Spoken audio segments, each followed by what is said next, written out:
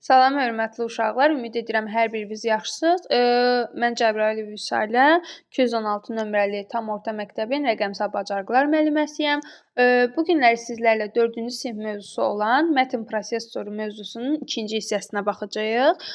Mətn prosesoru mətnin tərtib olunması mövzusunun izah etməyə çalışacağam. Gəlin görək, keçən dərs biz nə öyrənmişdik? Keçən dərs biz danışmışdıq mətn prosesorundan. İlk öncə belə bir sual qarşımıza çıxır ki, mətn prosesoru nədir? Biz demişdik ki, mətn prosesoru mətn növ informasiya ilə işləmək üçün mətni redaktə etmək, ora müəyyən mətn prosesoru vasitəsilə şəkillər, diaqramlar, sxemlər əlavə etmək olardı. Mətn prosesorumuzun adı nə adlanırdı? Word adlanırdı. Şrifti dəyişmək olardı, səhvləri düzəldə bilərdik, verilən mətnin surətini çıxara bilərdik, seçə bilərdik. Gəlin görək hansı düymələr vasitəsilə bunlar icra olunur. Biz bilirik ki, simvolu silmək üçün delete və yaxud da backspace düymələrindən istifadə olunurdu. Mətn yazarkən yeni sətrə keçmək üçün enter düyməsindən istifadə edirdik. Hər hansı bir hərfi böyük hərfinə yazmaq üçün shift düyməsi ilə yazmaq istədiyimiz hərfi eyni anda basmalı idik. Və yaxud da caps lock düyməsini basaraq bütün hərfləri böyük şəkildə yaza bilərdik. Baxın, burada da sualımızın cavabı öz əksini tapır. Sonra gəlin qaynar klavişlər, yəni qısa yol klavişləri hansılar idi, onlara baxaq. Biz əgər mətnin surətini çıxarmaq istəyiriksə, Ctrl və C düymələrindən istifadə edirdik. Sürətini çıxardığımız mətni harasa əlavə etmək istəyirdiksə, Ctrl V düymələrini eyni vaxtda basırdıq. Şəklin müəyyən hissəsini və yaxud da mətnin müəyyən hissəsini kəsmək istəyirdiksə, Ctrl X düymələrindən, Ctrl X düymələrindən istifadə edirdik. Və səhifədə olan bütün hər bir şeyi seçmək istəyirdiksə, Ctrl A düyməsindən istifadə edirdik. Bəli, bu da sualımızın cavabıdır.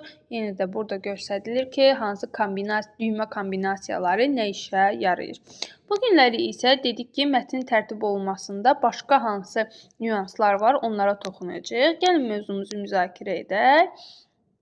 Keçən mövzuda demişdik ki, biz yaşadığımız şəhər haqqında nə edirdik? Məruzə yaradırdıq. Bu günləri isə həmin bu məruzəni mətni necə tərtib edə bilərik, onu öyrənəcəyik. Gəlin baxaq.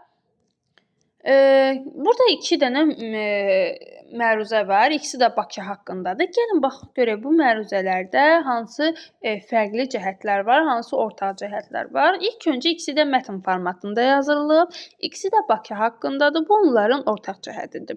Yaxşı, gəlin baxaq görək fərqli cəhətlər nədir. Biz birinci məruzənin arxa fonunda heç bir rəng görmürük. Görürük ki, o ağ formadadır. Amma ikinci məruzənin arxa fonuna baxsaq görərik ki, orada bənövşəyi rəngdən istifadə olunub. Sonra görə bilərik ki, burada müəyyən hissələr siyahı şəklində verilib ikinci mətndə. Sonra müəyyən abzaslardan istifadə olunub ikinci şəkildə. Yəni görünüş olaraq birinci məruzə və ikinci məruzə arasında görünüş olaraq müxtəlif fərqlər var. İstər arxa fon olsun, istər siyahılar olsun.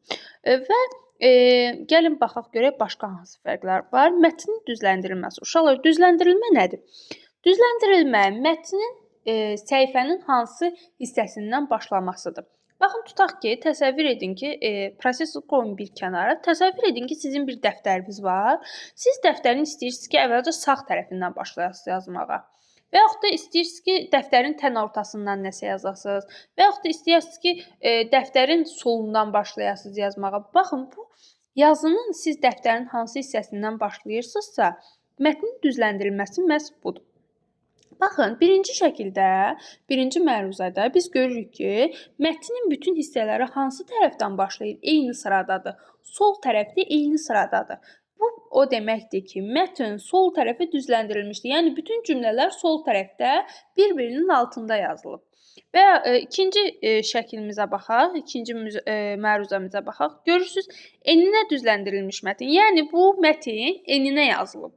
Görürsüz, hər bir cümlə iki tərəfdən də bir-birinin altındadır, amma biraz enli formadadır. Deməli, bu nədir? Eninə düzləndirilmiş mətn formasıdır. Yəni, birinci ilk fərqli cəhət mətnin düzləndirilməsindədir. Sonra Birinci məruzada görürük ki, heç bir siyahı yoxdur.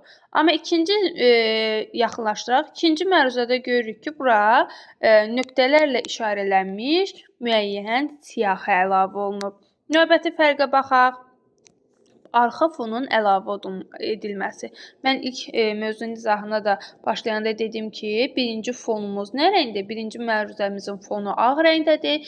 İkinci məruzəmizin fonu isə bənövşəyi rəngdədir. Sonra baxın, istiqamətlər. Səhifənin istiqaməti biri A4 formasında, portret formasındadır. Digəri isə enli formada, yəni mənzərə formasındadır. Bu da onların müəyyən fərqləridir. Gəlin baxaq növbəti situasiyaya. Deməli, məruzə üzərində hansı tələblərimiz var? 1. Mətni düzləndirməliyik. Dediyim kimi, ya mətn hamısı sağdan başlamalıdır, ya tam mərkəzdən başlamalıdır, ya da soldan başlamalıdır. 2. Ən azından 3 müxtəlif tərtib tipi seçmək lazımdır. Yəni, dediyim kimi də tərtib tipi seçmək lazımdır. Yəni, dediyim kimi, ya mətn sağdan, ya soldan, ya da tam mərkəzdən başlamalıdır. Siyahı əlavə etmək lazımdır. Dediyim kimi, bayaqları baxın, burada bizim işarələnmiş siyahımız var və rəngli fon seçmək lazımdır. Bu uşaqlar sizin istədiyiniz fon rəngini seçə bilərsiniz. Yəni, burada nümunə üçün bənövşəyə verilib. Siz yaşıl seçə bilərsiniz, müxtəlif rənglərdən istifadə edə bilərsiniz. Gəlin bir də baxaq məruzənin nümunəsinə. Deməli, məruzə nümunəsini müzakirə edək. Görək burada hansı dəyişikliklər baş verib. 1. Fon rəngi dəyişib, bəli, bənövşəyi rəngi olub.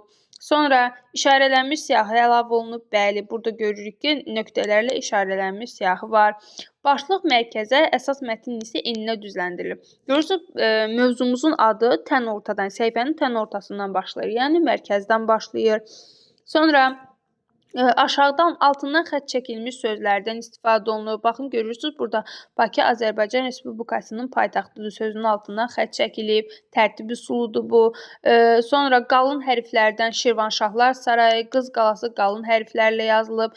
Mətnin rəngi dəyişib. Görürsünüz, Bakı sözü hansı rəngdədir? Qara rəngdə deyil, bənövşəyi rəngdədir. Yəni, ümumi olaraq gəlin mövzumuzu ümumiləşdirək. Hər hansı bir mətn prosesorunda mətn yazarkən və yaxud da məruzə olsun, istəyir öz yaşadığınız yer haqqında, istəyir özünüz haqqında məlumat olsun. Burada əsas nəzərdə saxlamalı olduğumuz bir neçə mövzu var ki, həmin yazdığımız mövzunun mütləq başlığı olmalıdır. Başlıq mütləq mərkəzdə yerləşməlidir. Müəyyən siyahı əlavə olunmalıdır. Həmin mətnə işarələnmiş siyahı da ola bilər. Burada işarələnmişin yerinə rəqəmlər də, yəni nömrələnmiş siyahı da oluna bilər. Sonra lazımlı hissələr vurğulanmalıdır. Baxın, gördük, bu mətndə nümunə kimi Şirvanşahlar Sarayı, Qız Qalası nə olub? Fərqləndirilib, yəni qalın mətndən yazılıb. Arxa fonun rəngini dəyişdirə bilərik. Uşaqlar, amma bunu yadınızda saxlayın ki, arxa fonun rəngi, şriftin rəngi sizin istədiyiniz şəkildə ola bilər.